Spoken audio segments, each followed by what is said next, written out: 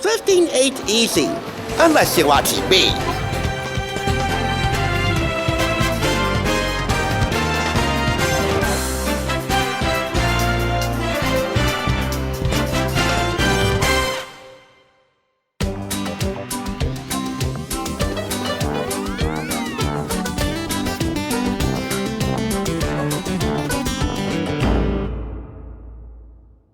Welcome. The late great political commentator Bob Seals once said, "There's always strength in numbers."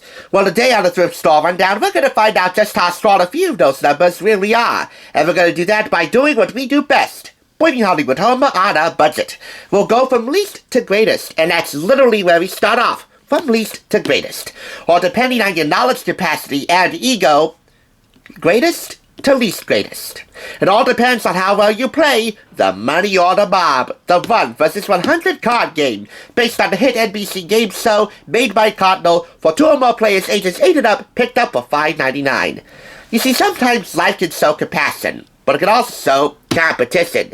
And one of these days when you and your family embark on a mercilessly long road trip, life is bound to send you a stroke of luck to cure the monotony. And this just might be it. A fun travel game based on a hit game show that could forever silence those cries of, "Are we there yet?" And I say a fun travel game because all the components, and there aren't that many to begin with, all come in this travel case. Can somebody say convenient? You can take this along with you on the road, and it also equals easy storage just in case you want to store it at home and break it out for a rainy afternoon. Or a rainy evening if you really want to go prime time. Not a lot of components in here, just 2 decks of cards, a mob pad, for how many people in the mob got a question 1 if you watched the show with the late great Bob Saget, and the ever-important instruction pamphlet. And they're all contained in here, instruction pamphlet, and as always you get 10 seconds to read the instructions before we go any further. Start the clock.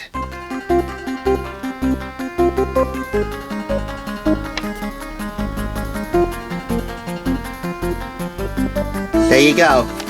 After the game, be the player who has the most money at the end of the game. This is your mob pad. It helps to have a pencil to keep track of how much money you're accumulating over the course of 12 rounds. And of course, your 2 decks of cards. These are your mob cards, and these are your question cards, and they're just general knowledge questions. I'll answer the first 3 for you to get started. Woof, woof, and away! What's the name of Superman's dog? Hello, Crypto the Super Dog! If anyone's ever seen that Cartoon Network program, which I enjoyed a bit. If y'all wanted a sandwich in the Big Easy, what's in y'all order? A muffaletta? That's like the signature sandwich of NOLA, New Orleans. Another country gave the Statue of Liberty to the United States. What was the proper way to thank that country? Merci beaucoup, because the Statue of Liberty was a gift from France. If anyone's ever seen that unorthodox, to say the very least, history lesson in the pilot episode of Family Guy. The double-sided cards here, questions on one side and answers on the other. And as for your mob cards, well, they're further explained in the instruction pamphlet. Look at this. For 2 players, 1 player is the contestant and the other player is the host. The host asks the contestant a question. By the way, there are 5 questions in each card. Many of them multiple choice, some you have to give a straightforward answer. Anyway, which number question you select would be the number question that you would answer for the entire game session. So for example, if you want to answer question 3, you would answer question 3 for every card you play over the course of 12 rounds.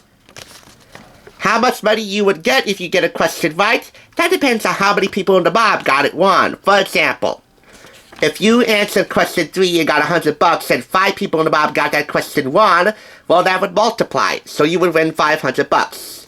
So how much money you win, again, would depend on how many people in the mob got it 1 and multiply that. So that's how it rolls. This will be your subtotal after 6 rounds. If I can let you see the subtotal. There you go. After you get through half of the game. And then after you get through the full game, all 12 rounds, then you write down how much cash you won. If at any point you get a question wrong, that's it. the money's divided among the mob, you don't get anything.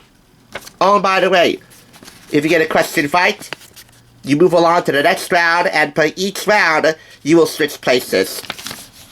That would mean in the next round, you would be the host, and the other player would be the question. Would be the contestant, I should say, sorry. So that is your basic Cliff Notes 1 vs 100 card game summary. I'll let you know that I found the electronic version of the game without the game cartridge, if you've ever bought that before. So, yeah, that stunk. And this game also has some history. Not a lot of history, but a little bit of it on TSR. Because my pal David lent me his Principal 1 vs 100 home game. He used to be a big fan of that, so I reviewed it at his house. So when this gets reviewed and posted, I will have to return the favor. It'll be a bit hard because, you know, this game is too cool to give up, but what's fair is fair, and a favor is a favor. The money or the mob?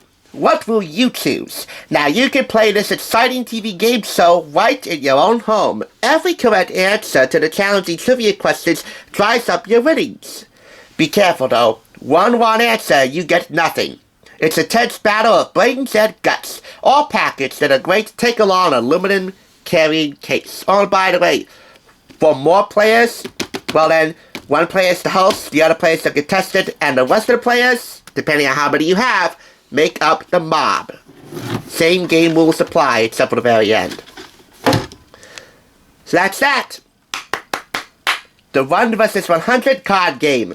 Remarkably simple to play and take along with you for any occasion on the road. Therefore, it gets the maximum of 5 claps. I don't know if there's a 1 in a million or 1 in 100 chance of a lifetime you encounter this before your next big road trip. Or if you're just looking for a fun game show home game to play at home. Whatever the odds are, they ought to be good because this is one game not to be missed. Thanks for tuning in. Just so you know, there's no limit to bringing Hollywood home on a budget.